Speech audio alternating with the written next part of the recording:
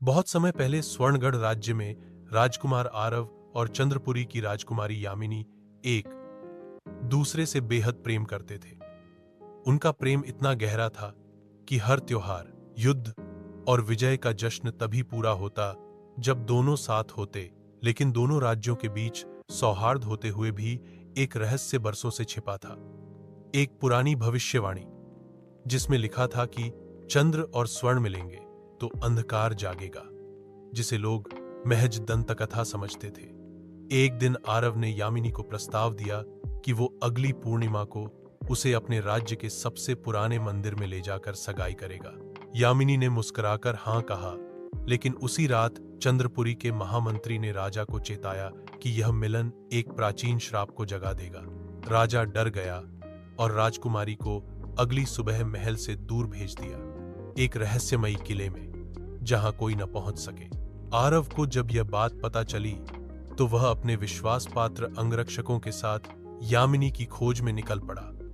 लेकिन रास्ते में उसके एक एक साथी गायब होने लगे और हर जगह एक ही चिन्ह मिलता, एक आधा जलता चांद और एक टूटा हुआ सिंहासन। इधर यामिनी को बंद किले में एक बूढ़ी सेविका मिली जो हर रात उसे अजीब सपने दिखाती।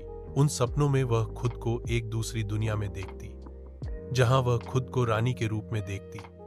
पर आरव की जगह कोई और था। उसकी आंखें काली थीं और नाम था अघोर। सेविका ने बताया कि यामिनी के जन्म के साथ ही एक आत्मा उस पर छाया की तरह जुड़ गई थी, और अगर वो सच्चे प्रेम में पूरी तरह समर्पण करेगी तो अघोर नामक अंधकार फिर से जाग जाएगा। लेकिन यामिनी ने इन बातों पर विश्वास नहीं किया, क्योंकि उसका विश्वास आरव पर अटल था।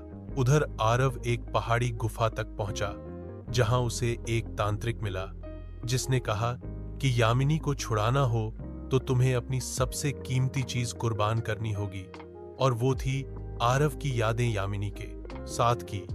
आरव सहमत हो गया, और जैसे ही तांत्रिक ने विद्या शुरू की, उसकी आंखों से यामिनी की सारी स्मृतियां एक नीली लौ में जलने लगी।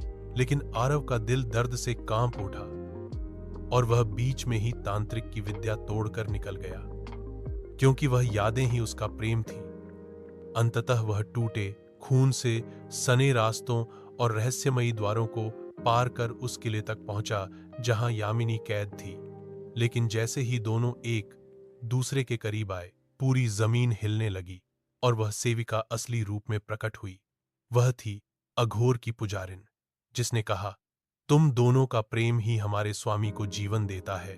और तभी अघोर की आत्मा एक काले भंवर से बाहर आई।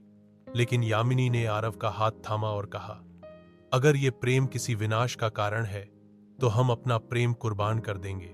उन्होंने साथ मिलकर किले के शीर्ष से नीचे छलांग लगाई। लेकिन जैसे ही वे गिरे, एक चमत्कार हुआ। उनकी आत्मा एक नीली लौ में बदल गई, जिसने अघोर को जला दिया और सदियों पुरानी श्रापित छाया को खत्म कर दिया। दोनों की कुर्बानी ने इतिहास को बदल दिया।